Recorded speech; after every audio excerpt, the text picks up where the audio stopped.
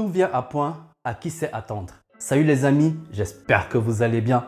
Il n'y a pas plus belle expression pour désigner l'ascension fulgurante de McLaren cette saison. Je vous propose, avant la reprise et même au-delà, de faire un point d'arrêt sur cette saison et de décrypter ensemble les forces en présence, qui est la réelle seconde force et quel est le vrai bonnet d'âne. Je finirai également la vidéo en sortant ma petite boule de cristal en vous annonçant sur quel circuit Red Bull est susceptible de tomber sur cette fin de saison. Mais avant, je vous laisse sur ceci car je crois que cette courbe résume en tout point la domination de Red Bull, la suivie de Mercedes et le retour de McLaren. Bref, je n'en dis pas plus, c'est parti.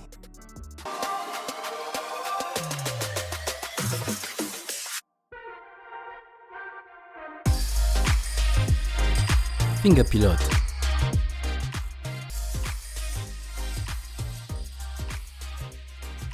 La courbe de l'introduction vous a peut-être laissé sans voix, mais ça fait un moment que je la regarde.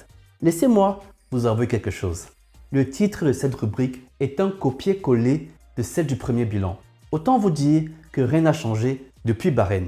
Et pour rendre hommage aux Autrichiens, on va boucler cette rubrique sans perdre de temps, de façon nette et sans bavure. 12 grands prix courus, 12 victoires. Seulement 10 pôles et 5 doublés. Peut mieux faire. 256 points d'avance au constructeur, plus du double de son dauphin. Red Bull peut prolonger sa trêve estivale jusqu'au Qatar, ils seront toujours leaders des deux championnats. Et Max Verstappen, que redit de sa saison? 100% de podium, 93% des points maximaux pouvant être scorés, 83% de victoires, soit 10 sur 12. 8 victoires d'affilée. On ne l'a plus vu perdre depuis Bakou en avril. Il a la possibilité de battre le record de Vettel à Monza, 9 victoires d'affilée évidemment. Et entre nous, vous le voyez perdre chez lui ou à Monza avec un avion de chasse dans les mains? Moi non. Allez, vous savez ici qu'on aime chercher la petite bête, trouvons un bémol sur sa saison. Seulement cette pole position. C'est un peu faiblard quand même, vous ne trouvez pas? Bref, de l'autre côté du garage, je ne vais pas m'éterniser là-dessus. Je vous renvoie à la vidéo que j'ai faite sur Perez. Comme d'habitude, sa saison s'est terminée quand il a conservé son titre de The King of the Streets en dominant Max à Bakou. Pour cette fin de saison, la mission qui lui a été confiée devrait être dans ses cordes. Finir deuxième du championnat pour assurer le premier doublé au championnat pilote de l'histoire de Red Bull. Max s'occupe de gagner les championnats pilotes et constructeurs, pas lui-même, comme Hamilton en 2020. Just for your records, Perez n'a scoré que 37,5% des points de Red Bull à date. Et vu l'ogre en face, pas sûr que ce ratio s'améliore d'ici la fin de saison.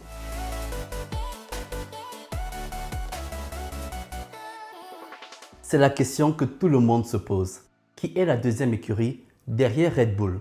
Selon le référentiel, on a une réponse différente. Selon le championnat constructeur, qui récompense la régularité et le fait d'avoir deux pilotes qui performent, les 247 points de Mercedes les placerait deuxième force, avec 51 points d'avance sur Aston Martin.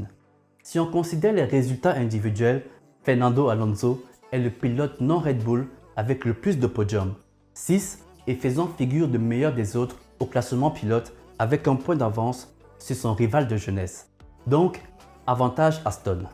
Si on se base sur le rythme pur sur un tour, Ferrari et ses deux pole positions pourraient prétendre à ce titre de meilleur des autres. Il ne resterait plus qu'à traduire ce rythme de qualif sur la longueur d'une course. Mais ça fait un an que la Scuderia est un géant en qualif au pied d'argile en course. Enfin, pour mes amis de la culture de l'instant, la forme récente de McLaren pourrait faire d'eux la deuxième force du plateau. Depuis l'Autriche, c'est eux qui ramènent le plus de points dans ce troupeau de 4 écuries. Derrière cette tyrannie verstappérienne, s'il y a bien une chose dont nous pouvons être fiers, c'est qu'on ne sait jamais qui sera le plus fort derrière Red Bull. Ça fluctue énormément, même si Mercedes semble la seule capable d'avoir une voiture relativement performante, quel que soit le type de tracé. C'est ce qui lui vaut assez largement sa deuxième place au championnat constructeur aujourd'hui. Mais la grande histoire de ces 4 dernières courses est l'ascension de McLaren qui, en une évolution, concurrence les écuries qui leur prenaient un tour à peu près. Les ingénieurs de Zak Brown ont livré une toute nouvelle monoplace qui permet d'apprécier tout le talent d'Oscar Piastri et de confirmer la hype autour de cette jeune pépite. Mais j'ai une question pour vous les amis. Qui de ces 4 écuries pourrait faire tomber Red Bull d'ici la fin de la saison? Dites-le moi en commentaire, j'ai hâte de vous lire. Je finis cette analyse en donnant ma déception de cette saison. Alpine, à lui je dois m'asseoir car rien n'est simple. Mais où va Alpine les amis? Les pilotes sans être au top sont solides. Esteban fait du Ocon, régulier avec un ou deux moments de génie comme ce tour de qualif à Monaco qui lui offre le podium. Et Gasly, pour une première saison dans une écurie d'usine, loin du giron Red Bull, il n'y a rien d'alarmant. Mais c'est autour que c'est instable. Toutes les grosses têtes du projet de 100 courses de Rossi ont été coupées. Rossi lui-même est passé à la trappe. Otmar, qui a fait tout le recrutement chez Aston Martin, qui commence à payer aujourd'hui, a vu également la série de son bureau remplacée. Mais qu'est-ce qui peut expliquer une telle déchéance dans le management? Eh bien, si ce sujet vous intéresse les amis, sachez qu'on y a consacré un quart d'heure dans le débrief du Grand Prix de Hongrie. On a disséqué les départs, les arrivées et les prises de parole salées d'Alain Prost et de Cyril Abiteboul. Allez y faire un tour.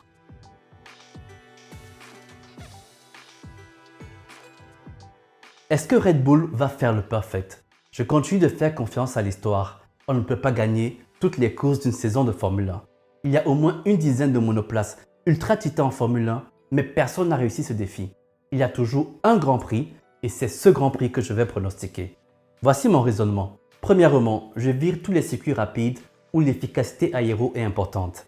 Impossible de battre Red Bull sur ce terrain, donc Suzuka, Austin et compagnie à la poubelle. Il faut ensuite un circuit où il est difficile, voire impossible de dépasser afin d'échapper au DRS du taureau rouge. Il ne reste plus que deux circuits, Zandvoort et Singapour. Enfin, jamais Max ne perd chez lui. Depuis l'arrivée du Pays-Bas dans le calendrier en 2021, aucune pole ou victoire ne lui a échappé. Donc vous l'aurez compris, je parie sur Singapour.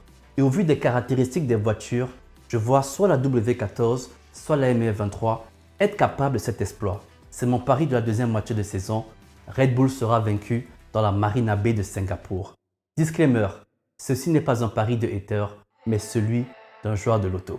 Les amis, avant de vous laisser filer, on doit mettre à jour le top 5 pilotes de cette première partie de saison. Le top 3 ne bouge pas, ils sont indéboulonnables. Je donne encore un léger avantage à Fernando sur Lewis, mais l'inverse ne me choque pas. Russell, en grande difficulté depuis Monaco, sort du top 5 au profit de Charles Leclerc qui retrouve des couleurs après un début de saison décevant. Et mon petit Yuki, qui me vendait du rêve au volant de l'AlphaTauri, doit céder sa place à l'étoile montante Lando Norris. Rendez-vous la semaine prochaine pour le débrief du Grand Prix de Zandvoort.